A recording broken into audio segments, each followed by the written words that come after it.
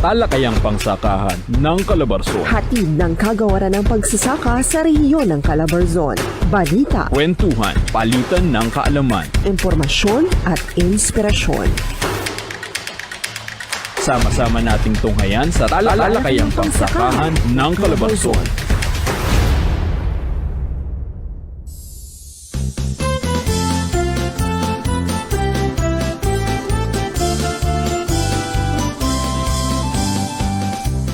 Magandang umaga, Calabarzon. Narito na ang mga usapan tungkol sa sakahan. Makabuluhang huntahan para sa bayan. Mula noon, Hanggang ngayon, ito ang Talakayang Pangsakahan ng Calabarzon, ang programa sa radyo kung saan bida ang ating mga kaibigang magsasaka, mga mangingisda, at pati na rin ang mga individual na gusto mapabilang sa napakalagang sektor ng agrikultura. Ang programang nagbibigay impormasyon sa mga programang handog ng kagawaran ng pagsasaka at inspirasyon hango sa mga kwento ng mga magsasaka dito lang yan sa Calabarzon. Ako po ang inyong lingkod, Kuya Bogs de Chavez. At ako naman si Agri Daldal, Agri Dani mula sa Department of Agriculture, Region 4 Calabarzon, Regional Agriculture and Fisheries Information Section. Yan, syempre partner, tayo ay napapakinggan sa ating mga partner radio stations. Maraming salamat. Unang-una na sa ating mga partner, 106.3 FM Radyo Natin Laguna, 102.5 FM Bondok Peninsula Katanawan, 105.3 FM Radyo Natin Infanta, at 96.7 FM Destiny Radio. At syempre Kuya Bogs, hindi naman nagpapahuli ang mga kaibigan natin dyan mula sa social media, especially sa Facebook. Kaya naman tayo ay napapanood live sa ating official Facebook page, DA Calabarzon. Yan, napapanood tayo worldwide, partner. Magandang And umaga. nationwide. Oo. Magandang umaga naman sa'yo, Kuya Bogs. Napaka-pogi mo ngayong araw. Uy. Ano bang meron? Aray naman, sasabihin ko, siya ang ganda mo rin. Ayan. Happy first communion sa ating dalawa. Special dahil nakaputi tayo ngayong araw. Yan, syempre, magandang umaga din sa ating mga tagapakinig at mga manonood ngayong araw.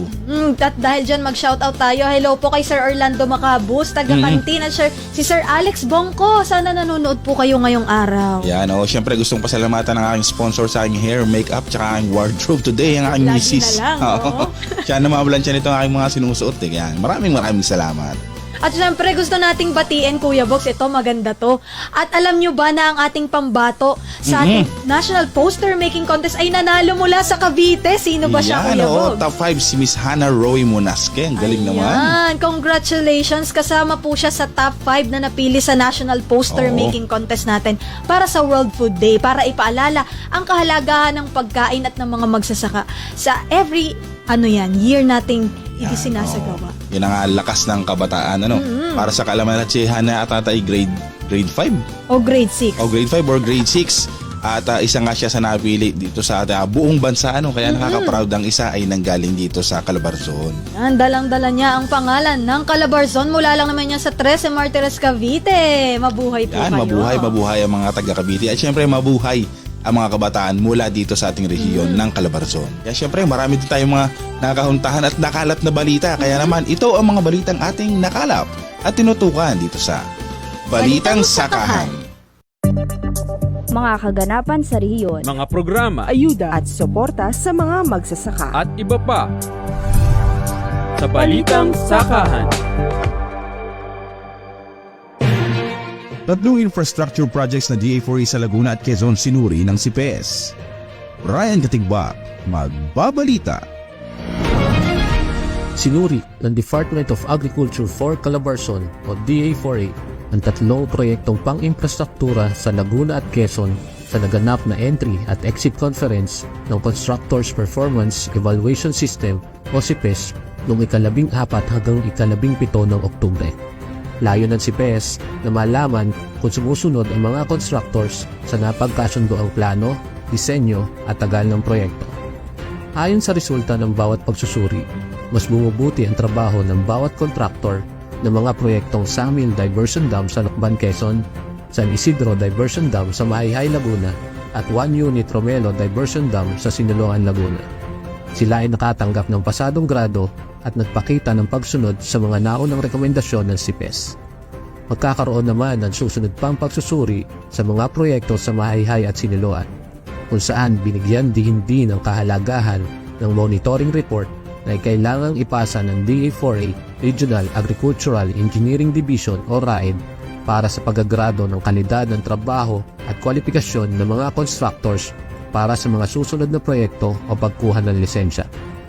Ipinarating ng CPES team ang kagandahan ng aktibong pagtutulungan ng DA4A at CPES evaluators sa pagsisikap na may taas ang antas ng pamumuhay ng mga magsasaka sa tulong ng mga proyektong pang-infrastruktura sa rehiyon. Ang naturang conference ay pinangasiwaan ng DA4A RAED kasama ang Rice Banner Program at CPES evaluators mula sa Philippine Council for Agriculture and Fisheries, Bureau of Agricultural and Fisheries Engineering at mga accredited evaluators mula sa Region 4B at Region 5. Ito si Brian Katigbak para sa Balitang Sakahan. Network para sa masusing pagtuturo ng teknolohiya sa mga magsasaka ay sinusulong ng DA4A. JV Arhino, magbabalita.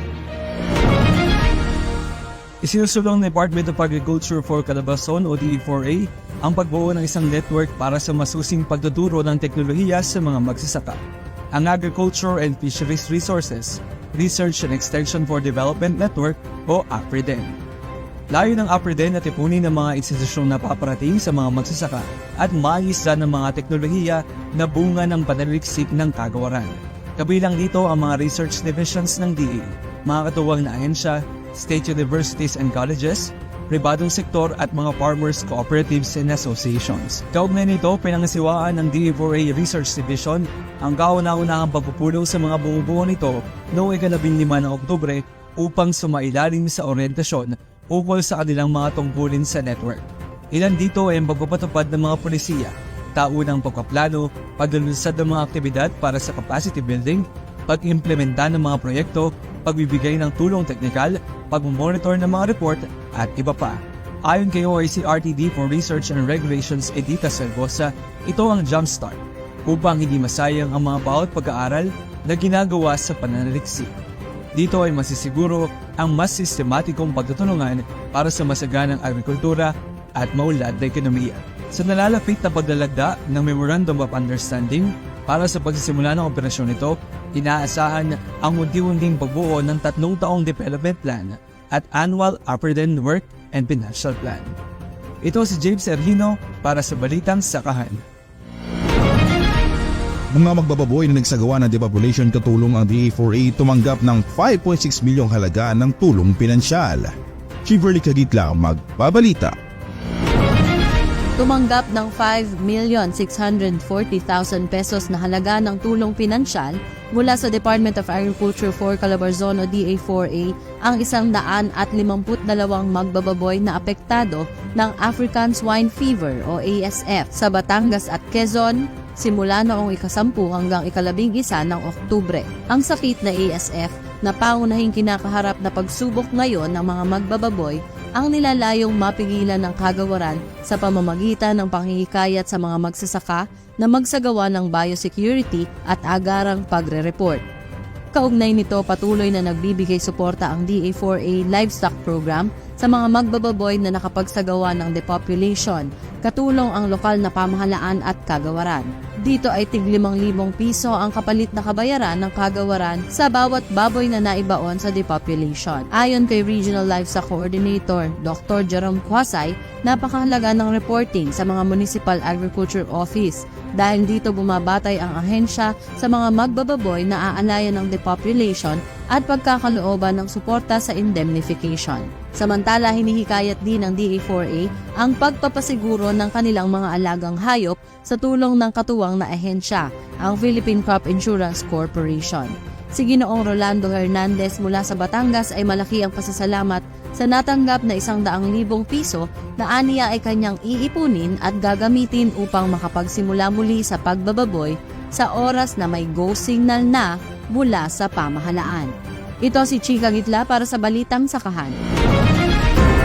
Lagay ng klima sa bansa. Takbo ng hangin, araw at ulan o sako namang nagbabadya. Hatid ay paalala Para sa mga magsasaka. dito sa rehiyon ng Calabarzon. Radyo ngayon na itutuon sa Agri Panahon.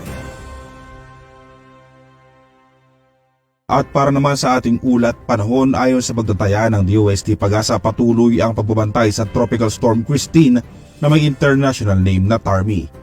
Namataan kanina ang bagyo sa layong 335 km sa silangan ng Virac, Catanduanes at gumagalaw patungong Kanluran, Hilagang Kanluran. Inaasahan ang mabagal na pagkilos ito na maaari magresulta sa pagbabad natin sa pagulan. Kung hindi magbabago ang track ito ay posible itong maglandfall mamayang gabi. Inaasahan namang lalabas na ng Philippine Area of Responsibility sa Sabado ng umaga ang bagyong Christine. Maaari pa rin ito magbago sa mga susunod na araw kaya manatili tayong nag-monitor sa mga updates ng DOST Pag-asa. At para naman sa ating farm weather advisory, sumubaybay sa mga ulat panahon sa parating na bagyo sa mga lokal na pamahalaan at tanggapan ng pambayang agrikultura. Sundin ang mga otoridad kung kailangan lumikas.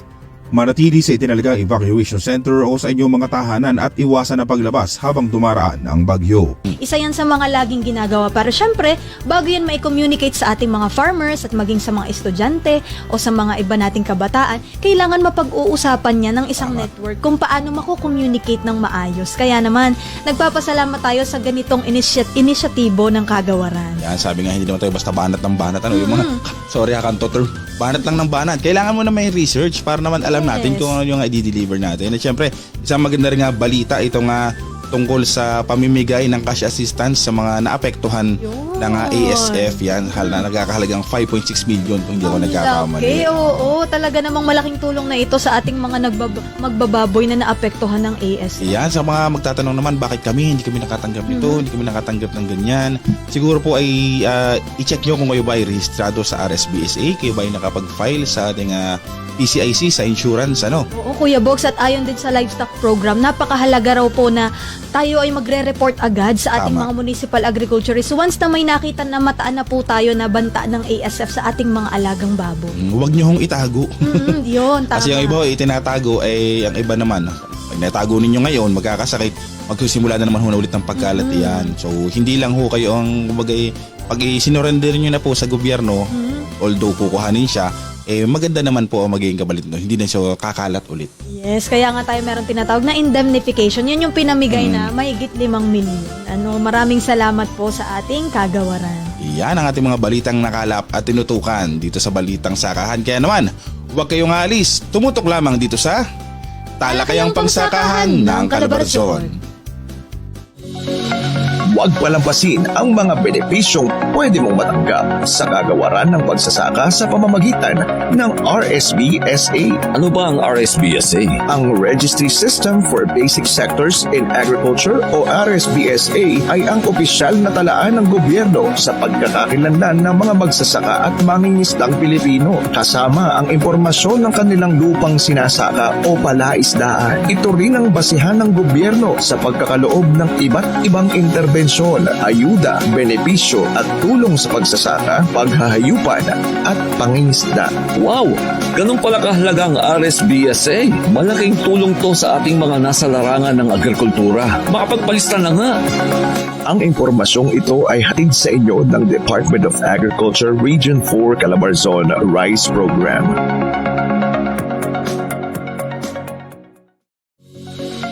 Paano magparehistro sa RSBSA?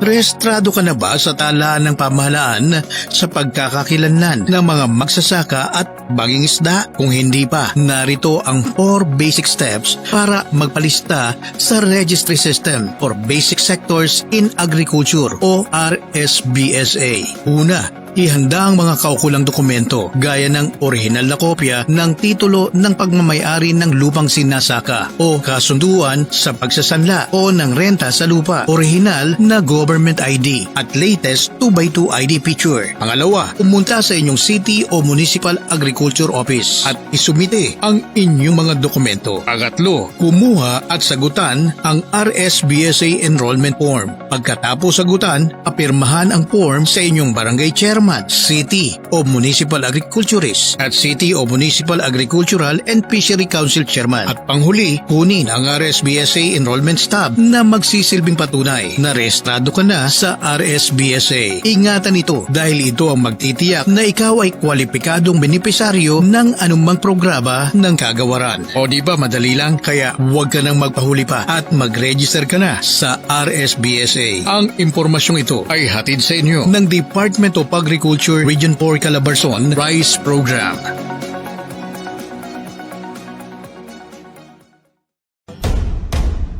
talakayang pangsakahan ng Calabarzon. Hatid ng kagawaran ng pagsasaka sa rehiyon ng Calabarzon.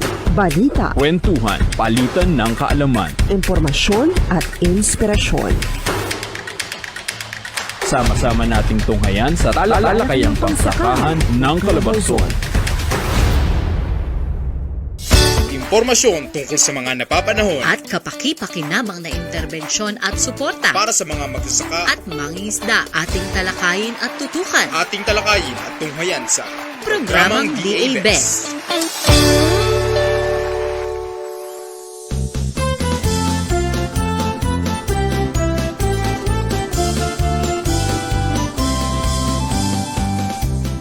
Kayo pa rin po ay nakatutok sa talakayang pangsakahan ng Calabarzon. At ito ang ating segment na Programang DA Best o Programang The Best. At ngayong umaga nga ay makakasama natin ang isa sa lakas ng kababaihan naman dito sa ating kagawaran. Lagi yung present, especially sa huntahan natin, Kuya Bogs. Ano talaga namang siya ang matatanong mo pagdating sa RICE program? Kahit ata pagbali-baligtarin mo yung mga Oo. program sa RICE, alam na alam niya. Tama, nung bago pa lang ako dito sa DA, siya yung tinatanong ko na, ano ba yung inbred? Ano ba yung hybrid? Ano ba yung mga, dami, may mga letter, may mga number pa yung mga Yes. mga bigas natin, yung mga tawag pang ganyan. At para naman mabigyang linaw kung ano pa ba ang programa na pwede natin, programa at mga ayuda na pwede natin makuha mula sa RICE program, kasama natin ng Regional Focal Person ng RICE program, walang iba kundi si Miss Maricris Ite.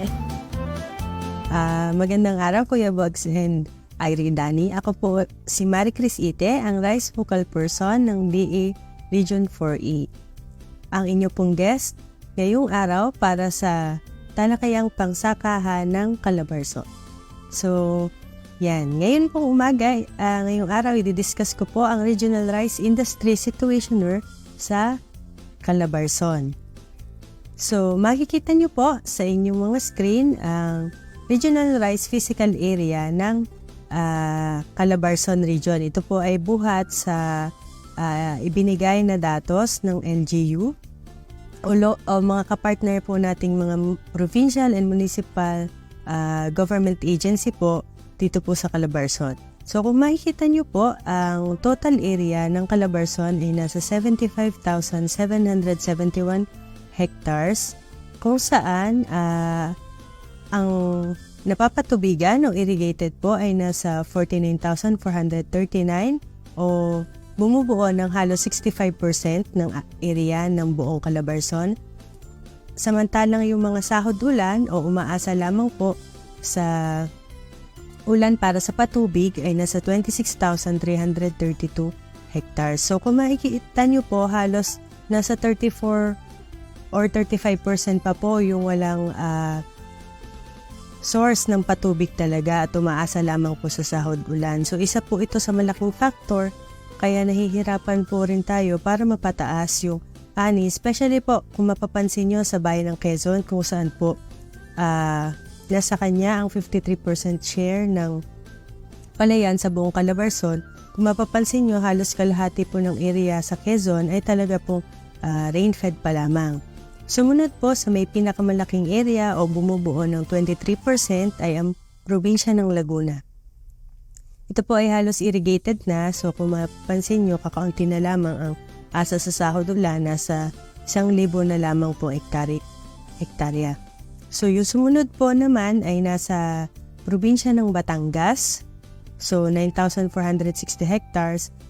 Subalit, kagaya po ng sitwasyon sa Quezon, halos rain-fed areas po ang Batangas. So kung mapapansin nyo po, halos kalahati po ng palayan sa Batangas ay sahod ulan. Sumunod naman po ay ang Rizal and Cavite. So halos maliliit na lang talaga ang sakahan dito. Alam naman po natin na ito ay malapit sa Maynila at marami ng industrialization na nangyayari. So halos nasa 4,000 hectares na lang po ang natitirang sakahan sa probinsya ng Cavite and ng Rizal. So makikita po natin dito po sa sumunod na slides yung naging performance po ng Calabarzon noong nakaraang 2023. Ito po ayon sa datos ng Philippine Statistics Authority.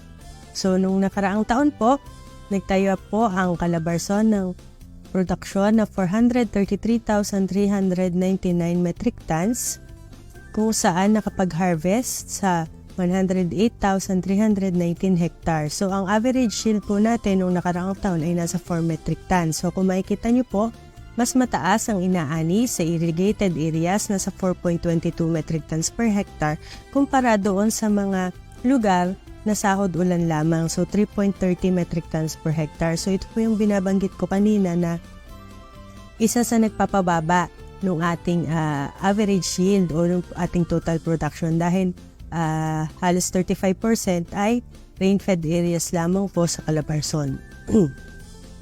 At kung makikita nyo po, ang paggamit ng hybrid ay hindi pa masyado sa ating rehiyon. Nasa 7% lamang ang gumagamit ng hybrid at karamihan ay inbred seeds ang ginagamit. So, isa po sa nakakapagpataas ng ani ay yung paggamit ng mga kalidad na binhi. So, mahalaga po na mapalawak natin yung gumagamit ng hybrid seeds para maging isang strategy din po yun para mapataas natin yung production dito po sa Calabarzon. So, yan. So, kung makikita nyo po yung ating provincial situationer, so dito na po naka-breakdown yung mga datos ng pagpapalay sa bawat probinsya. So, kung makikita nyo po yung nabanggit ko kanina na production na 433,399 metric tons, nahati po yan sa iba't ibang probinsya.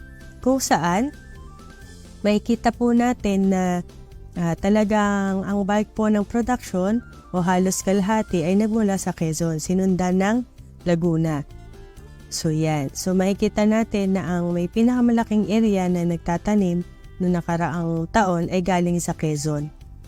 At ang sufficiency level natin, ibig sabihin yung kakayahan po natin na mag-produce ng palay para sa ating rehiyon ay nasa 16% lamang. So kung kukumpara po natin sa total demand o sa total population po ng buong Calabarzon, ang kaya lang i-produce ng ating rehiyon ay nasa 16% ng pangangailangan ng total population ng ating rehiyon.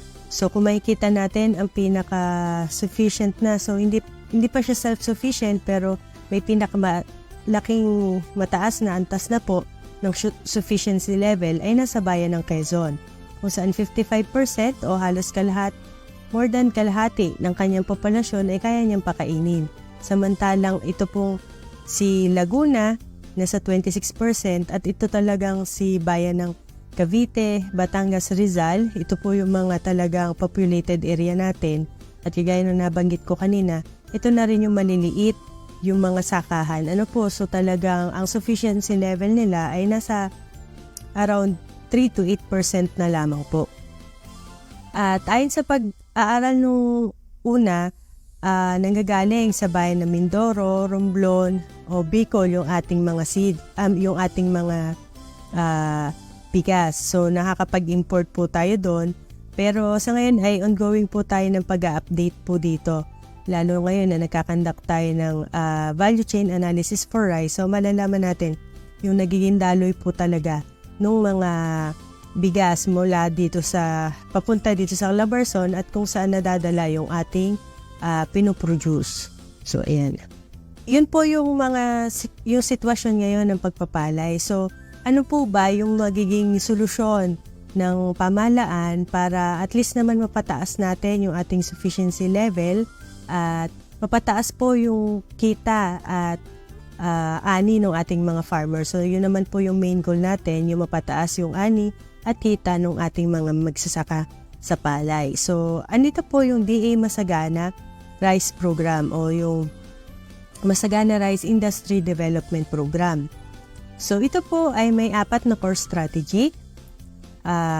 So, kung tawagin po ito yung Masagana, so yung ma ay para po sa matatag, sa sama-sama, gaganado at na ay napapanahon. So yung matatag po ay para sa resiliency and stability in climate change adaptation. Yung sama-sama po ay unity and convergence in farm clustering and consolidation. Yung gaganado, motivated and enthusiastic farmer entrepreneurs in the rice value chain. At napapanahon, timeliness and relevant focus on digital transformation. So isa-isahin po natin. So, yung sa matatag po, so ito po yung una doon sa Masagana strategy. yung pagpapataas ng ani by optimizing yield, reducing risk, and increasing resilience. So, ano-ano po yung mga component nito? Dito po pumapasok yung mga ipinamimigay ng mga inputs, binhi pataba ng gobyerno.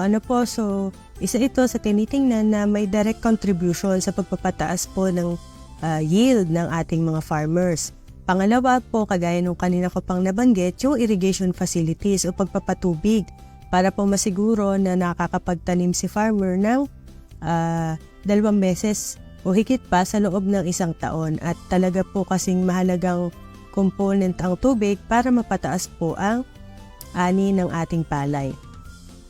Pangatlo, yung technology commercialization o yung mga pag-i-improve ng ating mga genetic materials, yung crop establishment and management practices and farming system. At pangapat po, yung information systems ng ating mga AWS or mga weather bulletin. So, ito yung pagbibigay ng payo sa ating mga magsasaka. Kailan po may pinakamagandang panahon na magtanim at makakaiwas sila sa panahon ng bagyuhan para hindi po lagi sila nasasalanta ng mga kalamidad na tumatama dito sa rehiyon. So, ano po yung inaasahan nating outcomes mula po dito? Unang-una po, mapataas nga po natin ang ating production by 5% at maabot natin lahat ng area sa paggamit ng high quality seeds. So, yan po. Pangatlo po ay yung ating mga farmers na maka-adapt sa mga climate resilient technologies and ma-identify po nila yung mga high-risk areas. Ma-identify po yung mga lugar na may high-risk rice areas at ma-cover ng crop insurance. So, yun. So, ito nga po yung mga activities na bubuo po dyan, pamimigay ng mga quality seeds, nutrient management, pagpapatayo at pagre-rehab ng ating mga irrigation facilities, pag-strengthen ng mga pest and disease information and management, pagtitrain sa ating mga farmers at yon, pagbibigay ng mga crop insurance at pag-maintain na ng ating buffer stock, hindi lamang po ng seeds kundi mga chemical and pesticides po na kakailanganin in case na magkaroon po ng pagtama sa isang lugar. So, pangalawang strategiya po yung sama-sama. O ito yung developing of economies of scale and diversification through farm clustering and consolidation. So, mga kamagsasaka, siguro madalas nyo na po itong naririnig ang ating ka-cluster doon po sa ating mga association. So, bubuuin po natin dahil sinasabi nga natin na kung ang ating mga magsasaka ay sama-sama, so mas malakas sila at makakapagbigay ng magandang resulta doon sa ating mga programang ini-implement. Ano po? So, ang target po nito ng strategy na to ay mas strengthen yung access sa market and services ng ating mga farmers. Maipataas din po yung bargaining power kasi nga kung sama-sama makakapagdikta si farmer at hindi siya basta madadala doon sa panloloko ng ating ibang mga market players. Magkaroon din ng karagdagang agribusiness and entrepreneurial activities at makakuha ng magandang level ng return of investment. So, ano po yung mga supporting activities po natin dyan? So, patuloy po tayo na nagde-develop ng ating mga farm clusters.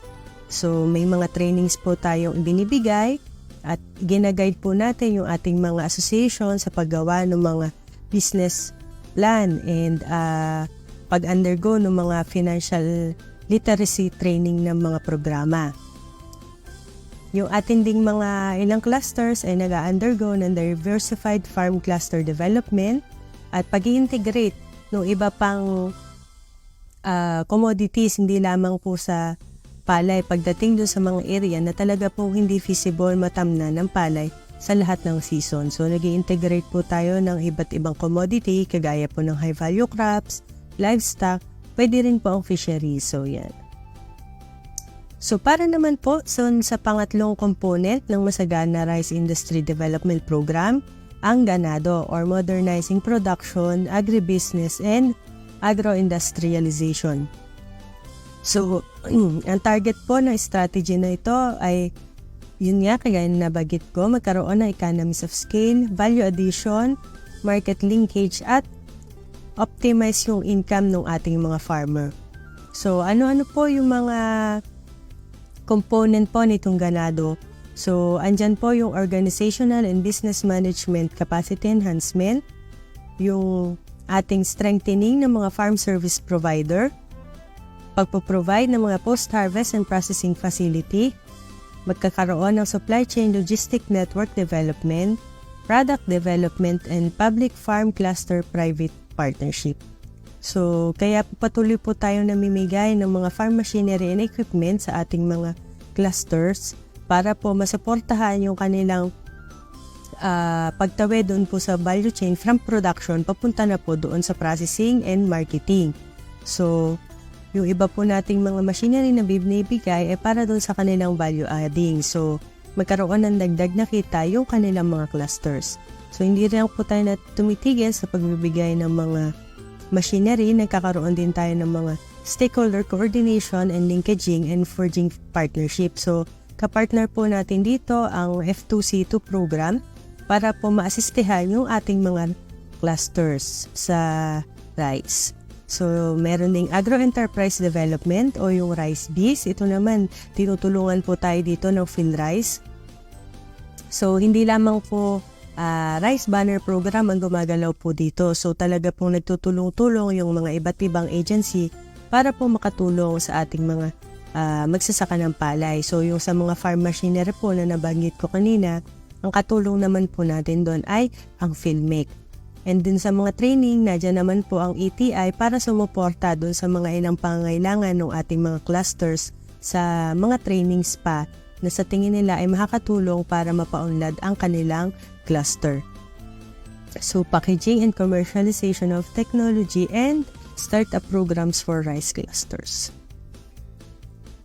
So, para naman sa huling core strategy ng Masagana Rice Industry Development Program, andito po yung napapanahon. So, promoting digital and information technology in agriculture. So, nasa lugar na nasa panahon na po tayo na talagang nagmo-modernize na ang ating mundo.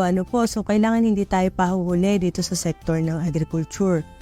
So, ang layunin po nito ay magkaroon ng effective and efficient implementation ng naunang tatlong strategies. So, magkaroon ng cost effectiveness at ma-integrate lahat ng system.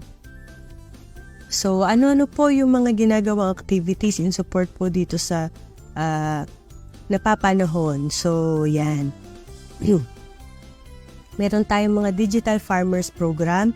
So, ito po yung mga customized training programs na ginagawa po ng Agricultural Training Institute para doon sa mga farmers na gustong mag-adapt ng mga bagong technology po. So, yung ating digital infrastructure support, so ito po ay ginagawa naman ng ICTS sa tulong na rin po ng ating mga dito sa region, yung Management Information section po natin. Support on Digital Transformation Initiative. So, may mga digital services na po tayong binibigay sa mga farmers, decision support system, and mga farm automation. So, yung ating pong PhilRice ay napoprovide din ng palay-sikatan o deployment ng mga precision and cloud-based technologies. So, may iba't iba po tayong ginagawang partnership doon sa mga ibang private sector para doon sa digitalization. So, kung naririnig nyo na po, nag-implement tayo ngayon ng ating drone voucher. So, yun po yung paggamit na ng mga drone para doon sa mga farming activities and provision naman ng mga incentive doon sa mga willing mag-adapt ng technology. So, ito pong 4 strategies na ito ay gagana lamang kung present po yung tatlong C's. So, convergence, cooperate, and coordinate. So, ito po yung pagtutulong-tulong, hindi lamang po ng iba't ibang agencies sa isang layunin na mapataas po yung industriya ng pagpapalay, pagka-cooperate din ng ating mga local government units, and coordination sa kanila hanggang makabot po tayo sa level po ng mga magsasaka. So, lahat po ng mga industry players sa pagpapalay ay inaasahan na tutulong dito po sa ating layunin for masagana rice. So, ano naman po yung mga nakalatag na mga programa pa na natitira dito po sa under ng Calabarzon region. Ano po, so kagaya po ng mga nabanggit ko kaninang mga intervention, lahat po ng mga nakalinya dito ay align doon sa atin pong framework ng Masagana Rice Industry Development Program. So, andyan po yung pagkakaroon ng seed reserve. So, ito po yung ginagamit natin in times na magkaroon ng mga calamities. So, may pamalit na binhi tayo para doon sa mga farmers na magkakaroon ng quick turnaround. Andyan po yung registered seed, doon sa mga seed growers nating maapektuhan, certified seeds para doon sa ating mga commercial grower ng palay, and hybrid seeds para doon sa mga nag-hybrid. So, meron din tayong pinamimigay ng mga ayuda para doon sa gagamit ng hybrid seeds. So, ito po yung nagkakahalaga ng 5,000 per hectare. So, ito po yung ibinibigay sa ating mga farmers at i-claim nila doon sa mga accredited merchant po natin. Ganon din po itong fertilizer discount voucher na nagkakahalaga po ng 3,400 per hectare po. Ang soil ameliorants, discount voucher din po ito. So, 1,000 pesos per hectare po ito. And yung biofertilizer ay 1,500 per hectare naman po. So, ito pong lahat ng ito ay voucher po na ibibigay sa ating mga rehistradong farmer sa RSBSA na magtatanim ng palay, nakatanggap ng seeds po from PhilRice or galing po sa amin sa DA at na doon sa ating mga clustered areas and yun pong siguradong may patubig po doon sa kanilang lugar. So, yun, kagaya po nung nabanggit ko kanina, nagbibigay din tayo ng assistance para sa drone. So, ito po yung nagkakahalaga ng 2,000 pesos per hectare. So, pwede nyo po itong claim doon sa ating mga service provider ng drone. And then, ipapaservice nyo po yung inyong palayan. Maaari kayong direct seeding gamit po ang drone or kaya naman pag-a-apply ng abono doon sa inyong lugar gamit din ang drone. So, yan. So, may mga nakareserba rin tayo ng mga pesticide in case po na magkaroon ng infestation sa inyong lugar. So, yan. Idadaan po natin ito through RCPC. So, yan. Kasabay na rin yung metarhizium distribution. So, katulong po rin ang iba't ibang agency. So, nagkakaroon din po tayo ng mga trainings, extension support, and education services. So, andyan po yung patuloy na pag-develop doon sa ating mga seed growers, yung mga promotion natin ng GAP or yung Good Agricultural Practices, and pamimigay pa rin, may info dissemination po para doon sa ating mga technologies sa pamamagitan ng mga IEC reading materials at mga radio plugs. So, yung atin pong mga extension worker dahil sila po ay mga devolved na at wala po talagang direct link or hindi na po siya under ng national yung ating mga katuwang na mga LGUs. So may mga ibinibigay din po tayo mga insentibo para naman doon sa partnership natin sa mga programs na ini-implement. So andyan din yung ating patuloy na pagsuporta doon sa nutrient management gamit ang RCM. And establishment po ng ating mga farm clusters. So, mga paggamit ng SRI, Agroecology-Based Rice Farming Cluster, pagtatayo ng mga palayamanan, at pagdevelop pa ng ating mga rice clusters. Also, yung ating rice-based AMIA clusters and support natin doon sa PAFES. So, may mga research din tayo na ginagawa upang patuloy natin mapabuti yung mga serbisyo na ibinibigay po sa inyong mga magsasuka. And syempre, yung ating pamimigay ng mga makinarya, gamit ito, so mga 4-wheel tractor, hand tractor, tiller, so combine harvester, thresher, reaper, and spreader. So yung mga hindi naaabot nung FilmMec natin, ng mga probinsya at munisipyo. So, tayo po yung nakikater po doon. So, andyan din yung pamimigay ng mga recirculating dryer, rice mill, and mga post-harvest storage or warehouse. Siyempre, dahil marami pa pong area ang yun nga, kagaya na nabanggit ko, sahod ulan, andyan pa rin yung ating suporta sa SSIPs o Small Scale Irrigation Projects. Ito po yung maliliit lang na proyekto na hindi po nasasakop ng NIA. So, pinapagawan po natin ng mga irrigation facilities po yan. Kagaya ng mga diversion dam, irrigation canal, so yan, mga sweep, mga solar-powered irrigation system. And may mga nire-rehab din po tayo ng mga diversion dam and sweep. So, yun po. At muli po, maraming salamat. Ako po ulit si Marie Cris Ite, ang Regional Rice Focal Person po ng Calabarzon. Balik po sa inyo, Kuya Box and Agridani.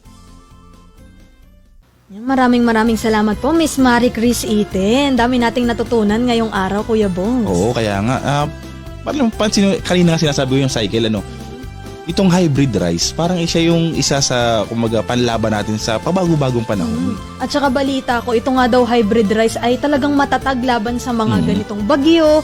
At isa pa, malalaki yung kanyang mga butil, hindi kagaya ng ibang variety. Kaya naman, patuloy tayong hinihikayat yung mga farmers natin na magtanim ng hybrid na palay. Kaya siguro minsan, kahit isa pa lang yung nakakain ko, isang cup pa lang nakakain ko, pili ko busog na ako. Busog ka na. Napakahalaga ng rice program, Kuya Bogs. Dahil paborito yan ng lahat, especially ng mga Pilipino. Oo, naku, only rice. Ikaw, nakakailang only rice ka ba? Oh, change topic. Pag-usapan natin yung mechanization dito sa rice program. Kaya pinopromote din natin yung patuloy na paggamit ng mga makinarya. Kaya naman patuloy din ang pagbibigay ng DA ng mga machineries natin kagaya ng traktora. Yan, gito lang galing ito sa programa ng RCEF.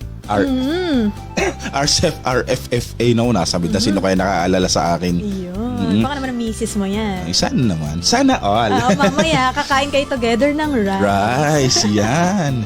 Sabi nga dati, kung ikaw ay nag-i-enjoy sa only rice, please thank a farmer na nag-sacrifice. Yun, nakita mo yun. May pa-rhyme ka pa ngayong umaga. Oo, tagal na yan. Parang 2021 ko pa ata. Sabi nga Sinulat ni yan. PJ, marami pa kayong kakaining bigas. Hindi ako makain ng bigas. Kaya tayo maraming kakaining bigas dahil marami tayong farmers na nagtatrabaho. Yan, palakpakan naman po natin ang ating mga farmer. Pa-like naman po dyan, pa-heart naman po kung talaga nga tayo nagpapasalamat sa ating mga sa mga ating partners na farmer. Ting ting ting ting. Yes. Yan. Like selling niya. Oo. Yan, marami pa tayong pag-uusapan at ilalike dito sa ating mga huntahan sa pagbabalik ng Talakayang Pangsakahan ng Calabarzon. Ting ting ting ting ting. Noong 2009, lumitaw ang pandemic na H1N1 na isang uri ng sakit na natatagpuan sa hayop. Makalipas ang ilang taon, umusbong din ang swine diseases sa iba't ibang bansa na naging banta sa kalusugan ng mga alagang hayop at ng tao. Kaya mainam na pagbutihin ang kondisyon ng sakahan, gaano man kalaki o kalit ang mga ito. Ilan sa mga hakbang na maaaring gawin ay ang pagkakaroon ng malinis na tubig, tapat na pagkain para sa mga alagang hayop, wastong pagpapalaki at regular na paglinis ng tirahan ng mga ito, maging pag-iwas, pagkontrol at paggamot sa mga pinsala at sakit. Ang paalalang ito ay hatid sa atin ng Department of Agriculture Region 4A Calabarzon Livestock Program.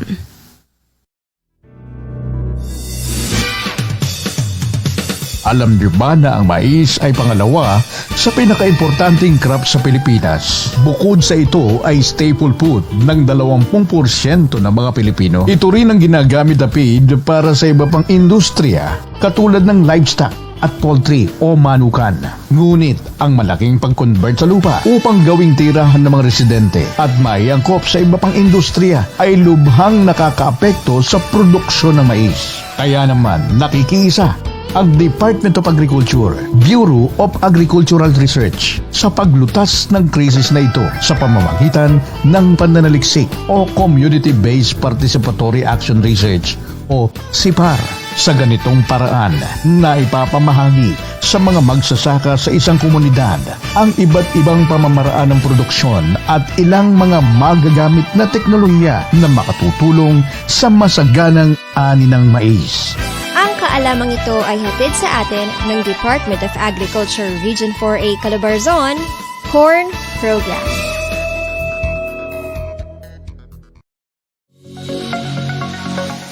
Sa pagtatanim, mahalaga na alam mo ang katangian ng lupang pagtataniman mo. Kaya dapat suriin mo na ito o kung tawagin ay soil analysis. Mahalaga ang pagsusuri dahil dito malalaman ang katangian ng isang lupa. Bukod dito, mahalaga din na malaman ang fertility level ng lupa. Malalaman mo rin kung anong uri ng abono at gaano kadami ang dapat ilalagay sa mga pananim mo. Kung ikaw naman ay magpapasuri ng lupa, dapat gawin ito tuwing bago magtanim o kada 3 taon. Tandaan din na ang buhaghag na lupa ay dapat mas madalas na ipinasusuri. Kumuha din ng sample ng lupa sa parehong panahon taon-taon. Sa pagsasagawa ng soil analysis, magiging maganda ang pamumunga ng mga pananim mo dahil sa angkop na abono o fertilizers. Ang impormasyong ito ay hatid sa atin ng Department of Agriculture Region 4A, Calabarzon.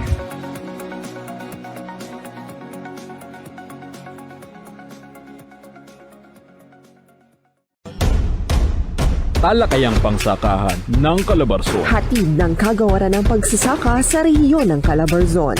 Balita, Kwentuhan, palitan ng kaalaman. impormasyon at inspirasyon. Sama-sama nating tunghayan sa talakayang pangsakahan ng Calabarzon. Ani at iba pang produkto at serbisyo Mula sa mga magsasaka at mangingisda. Kitang-kita sa Agri-Tindahan. Agri-Tindahan.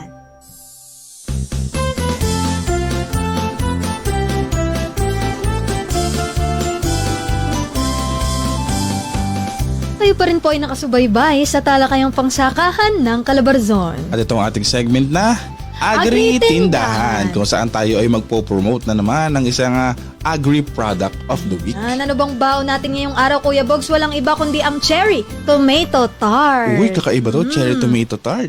Handog yan syempre ng Rizal Agricultural Research and Experiment Station. Ayan, magandang araw sa inyo mga taga Rizal at Yan. taga Rares. Taga-Rares yan. Siyempre, shoutout nga pala kay Ma'am Sandra. At saka kay Ma'am Shen, kay Sir Glenn, sa mga kaibigan natin dyan sa Rares. Kumusta kayo? Tama, nandyan ang huntahan natin ngayong araw. Ano? Sana po ay nakikinig din kayo. Yan, shoutout. Siyempre, natikman natin itong cherry tomato tart. Naglahok-lahok na. Sarap kasi, nakakabulol. Magkano ba yan, Kuya Bogs, kung bibili ako niyan? Yan, nagkakahalaga lamang ng 50 pesos per pack. At kung kayo may gustong umorder, ito ang kanilang numero. 0939-910-48329. Ulitin natin, 0939-104-8329. Yan po ang kanilang contact number, ang cherry tomato tart. Bago tayo magtapos, Kuya Bogs, pwede bang ako naman ang mag-knock-knock ngayong araw? Hinahamon mo ko. Sige, Cherry tomato tart yan eh. Knock-knock. Who's there? Cherry tomato tart. Cherry tomato tart who? Makinig kayo ha.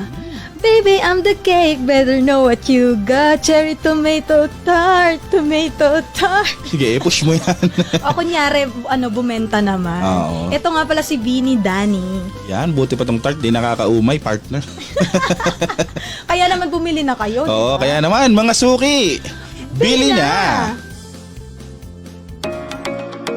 Iwasan natin ang pagkalat ng African Swine Fever. Tara na at sama-sama sa discarding oink. Ano nga ba ang oink? Para sa letrang O, obserbahan at bantayang palagi ang inyong mga alagang baboy. Mahalagang i-check sila all the time at pansinin kung may irregularidad silang ikinikilos. Sa letrang I, iwasan ang paglabas-pasok ng mga tao sa iyong babuyan, lalo na kung sila ay galing sa ibang mga bayan. Sa letrang I ulit, iwasan ang magpakain ng swill o kaning baboy sa iyong mga alaga. Hainan sila ng tamang pagkain, yung hindi tira-tira o galing sa basurahan para maging ligtas sila sa maaring carrier ng virus. Tandaan, mabuti na ang maagap kesa mahuli ang lahat. Letrang N, naisin ding ipatupad ang biosecurity o mga panuntunan para sa ligtas at protektadong paghahayupan. At letrang K, kumain ng karning baboy dahil ito'y ligtas, lalo na kung ito'y sertipikado ng National Meat inspection service. Laging tandaan na ang pagpapahalaga sa ating alagang hayop ay magpapayaman sa kanilang kalusugan at pati na rin sa iyong pangkabuhayan. Ang impormasyong ito ay hatid sa atin ng Department of Agriculture Region 4A Calabarzon Livestock Program.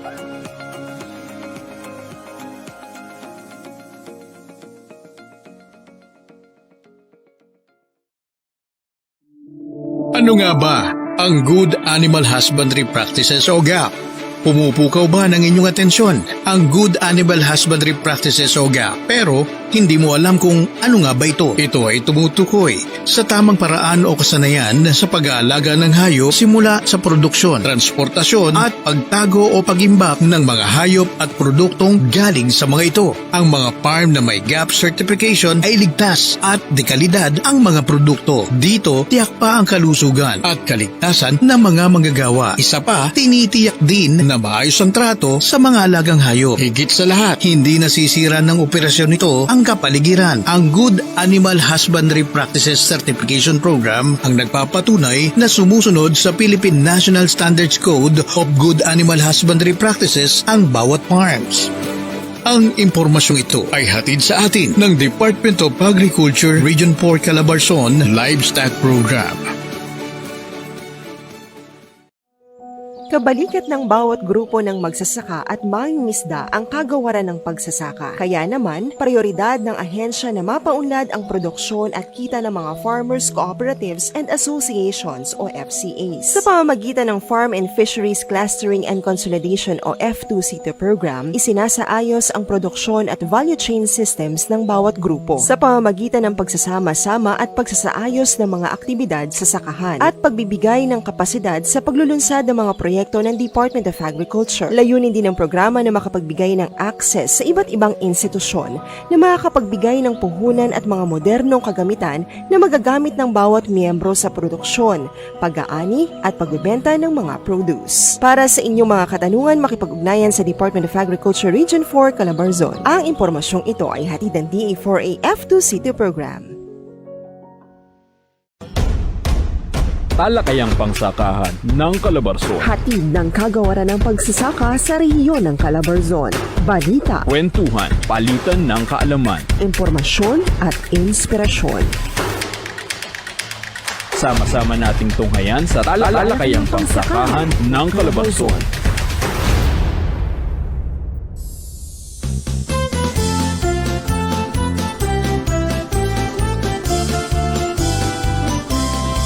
Kayo pa rin po ay nakatutok sa talakayang pangsakahan ng Calabarzon. Yan, at ito ang ating segment na Agri-Storya. Kung saan pag-uusapan o i-feature natin ang isa na namang kakaibang kwento at nakaka-inspirang kwento ng isang magsasaka. Siyempre, para yung mga nakikinig at nanonood, ma-inspire kayo, especially yung ating mga farmers, para kayo ay patuloy na magpatuloy. Yan. Itong kwento na matutunghayan natin ngayon, medyo kakaiba to, partner, kasi hindi lang basta niya ginawang hanap buhay yung pagsasaka. Kumbaga, hindi niya hinanap ang pagsasaka, kundi yung pagsasaka yung humanap sa kanya. Wow, parang pag-ibig lang. Yan. Sabi nga niya ay dun sila dinala. Yan. Ito ang kwento ni Miss Alicia Valdoria. Mga kwento ng pag-asa at tagumpay, siguradong kapupulutan ng aral at ng inspirasyon. Ating tunghayan sa Agri-Story. Sa ating pagtanda ay unti-unti nang nagkakaroon ng mga pagkain na ipinagbabawal para sa kalusugan. Ito ang naging inspirasyon ng samahan ng magsasakang Tayabasin sa Yamang Organiko o mas kilala rin bilang Sama Tayo sa pagsusulong ng organikong pagsasaka para sa kapakanan ng pamilya at ng kalikasan.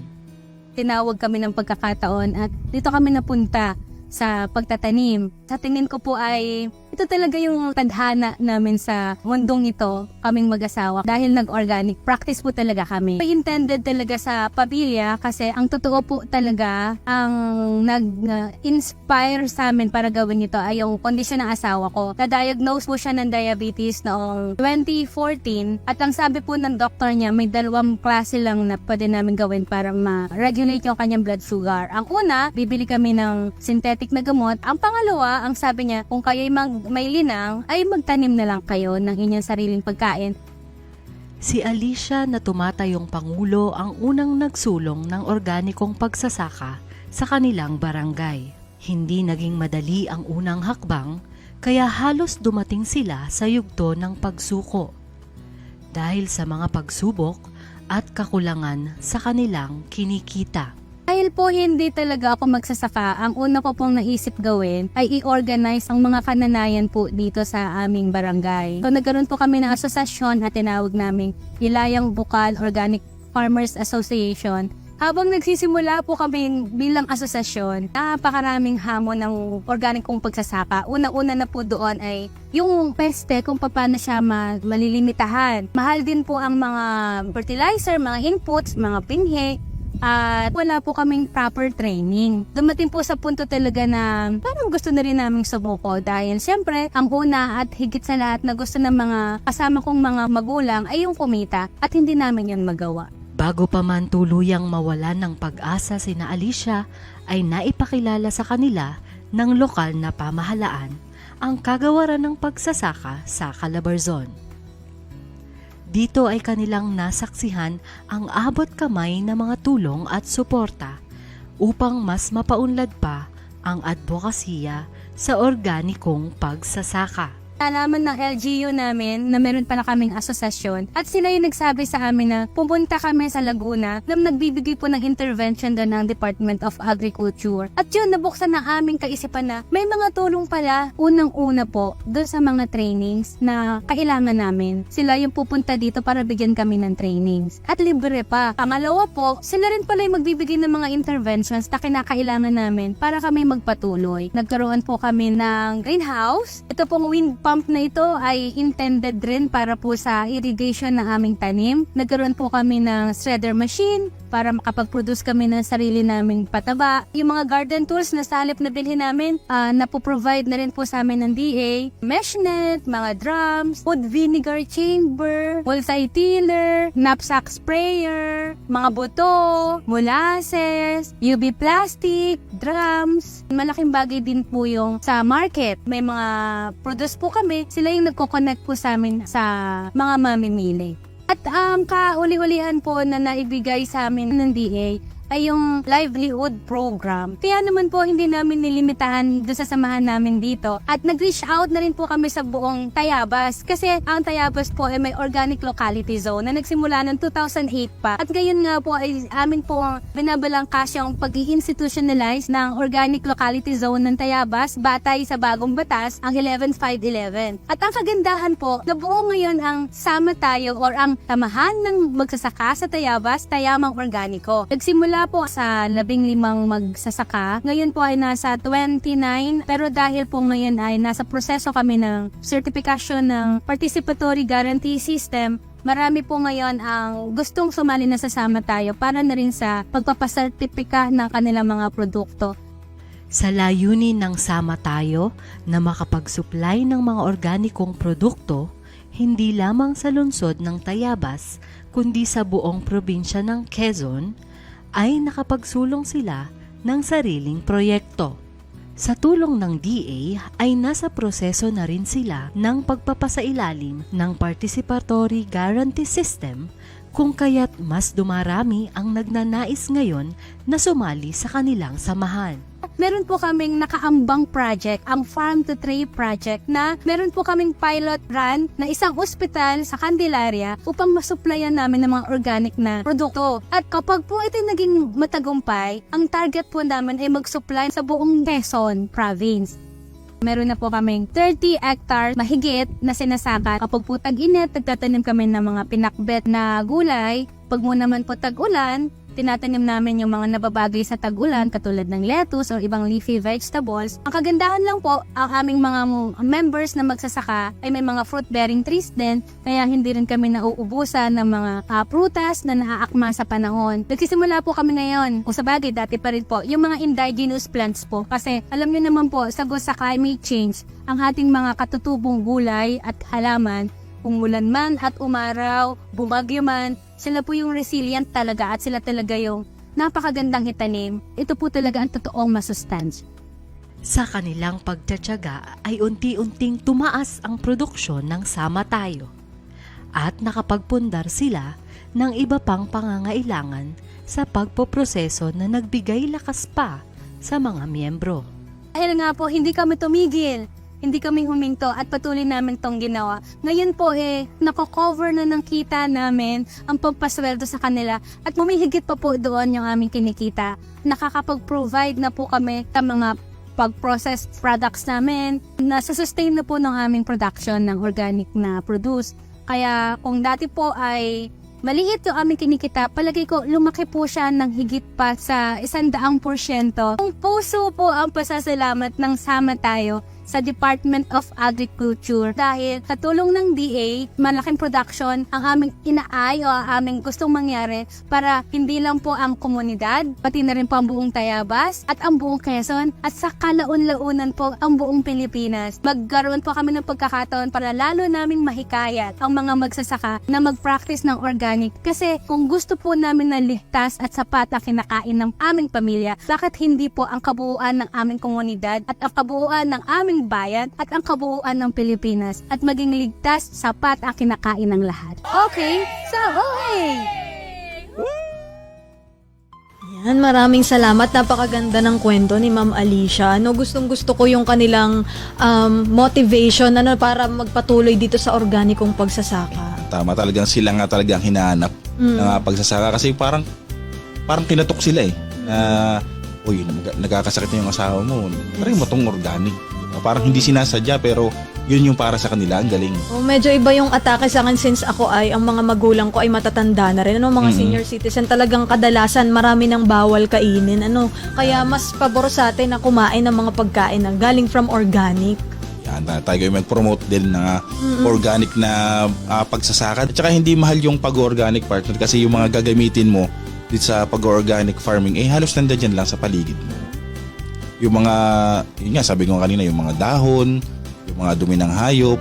Tapos kung kailangan nyo ng mga ameliorants pa, yung mga dagdag, yung mga concoction, mga fermented plant juice, fermented fruit juice, meron tayong available sa ating mga APCO, sa ating mga municipal agriculturist kung talagang gusto nyo mag-umpisa ng organic agriculture farming. Mahalaga maging resourceful po tayo. At saka ito, Kuya Bogs, organic farming ay napaka-in-demand. Dahil sabi nga ni Ma'am Alicia, talagang silang nilalapitan din ng mga client na gustong kumain ng mga healthy na mga produce dahil para nga ito sa sagot sa kanilang mga dinadalang sakit. Yan, kami pagka nakakapunta kami sa mga farm tapos sinabi na organic, yung kamatis, pag pinitas namin, kinakain na namin. Kasi alam namin na walang pesticide. Yes, kaya naman talaga namang ating tangkilikin, patuloy na tangkilikin ng organic farming. Yan, at patuloy nyo rin po tangkilikin ng aming programa. Huwag kayong alis, manatiling nakatutok dito sa Talakayang Pagsakahan ng Calabarzon.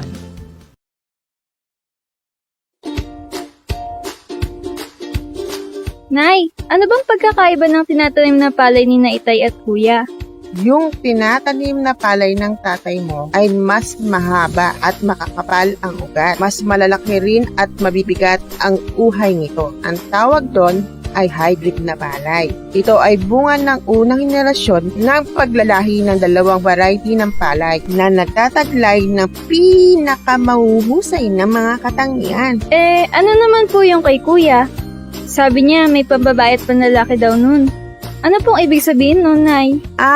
Ang tinutukoy ng kuya mo ay yung inbreed na palay.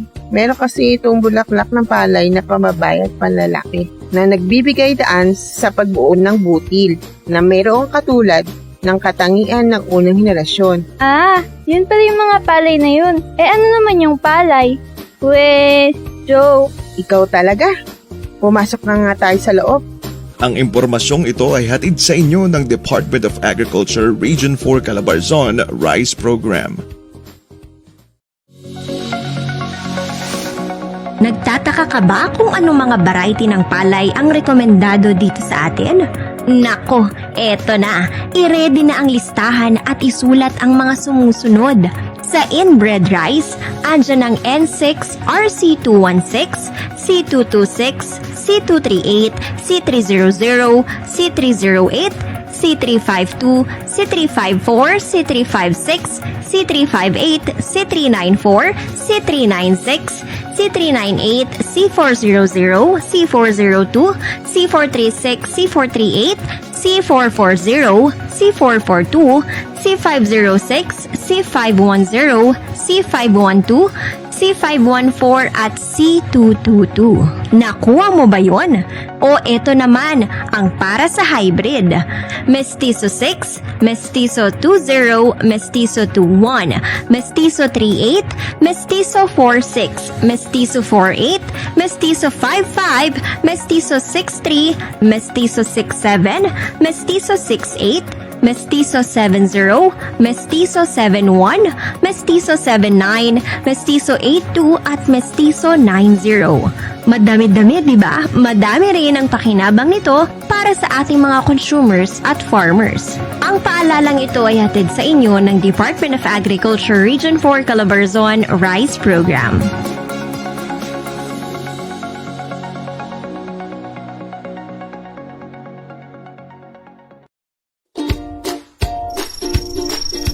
Uy, may uod!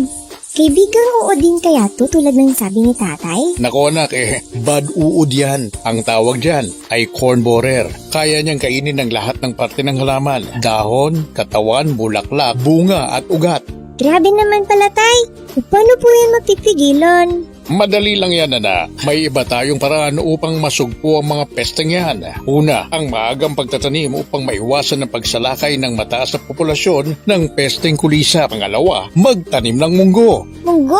Para saan yung munggo, tay? Ang mga bulaklak nito ay nagsisilbing pagkain ng mga putakti na pumipigil naman sa pagdami ng mga pesteng kulisa. Pangatlo, ang pagpapalit-palit ng pagtatanim ng mais at iba pang pananim tulad ng mustasa, okra o kamatis ay isa ring paraan na makatutulong upang maputol ang ikot ng buhay ng mga pesteng kulisap. At panghuli anak, ang pagsugpo ng mga kulisap sa pamamagitan ng paggamit ng buhay na organismo, bakterya o pesticides. Ang galing naman, tay. Kaya ikaw nauud ka. Bad uod ka. Alis ka dyan. Ang impormasyong ito ay hatid sa inyo ng Department of Agriculture Region 4 Calabarzon Corn and Cassava Program.